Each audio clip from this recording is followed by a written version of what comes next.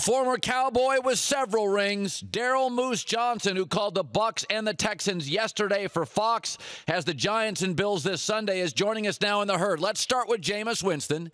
And you got a good look at him yesterday. And, you know, every week we kind of update on Mariota and Jameis Winston. What did you like? What would concern you, Daryl? Well, I like the fact that he took a big step in week 2 after that performance, after the big hyped matchup with Marcus Mariota in the opener. I thought he played very similar to the way he played in New Orleans. So maybe not that next step that we were hoping to have if you're a Bucs fan. I think he makes some great throws. I think he has a tremendous amount of confidence in Mike Evans and Vincent Jackson on the outside. I think when he gets Austin Seferian-Jenkins back, that's going to make a huge difference. They had already built a little bit of rapport, so he'll kind of find his way, navigate a little bit here over the next month. But he had a critical interception in the second half. He threw a ball on an in route. It was a wrap. It was very featured in the game plan. It was played with shallow coverage underneath and safety help over the top. It was a throw I think that Jameis would like to have back.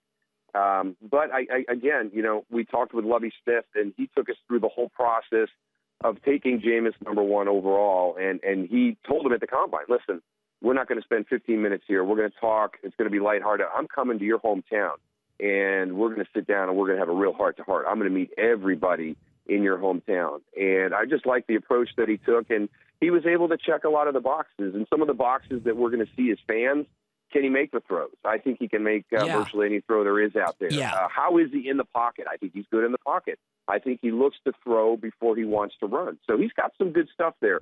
From a foundation to move forward with Dirk Cutter. Yeah, I think the thing you point out, he can make the throws. And that, you know, you think everybody can, but Moose, as you know, sometimes you watch these guys and they don't pass the eyeball test physically. When I watch Jameis, the one thing I see his size, I see his arm.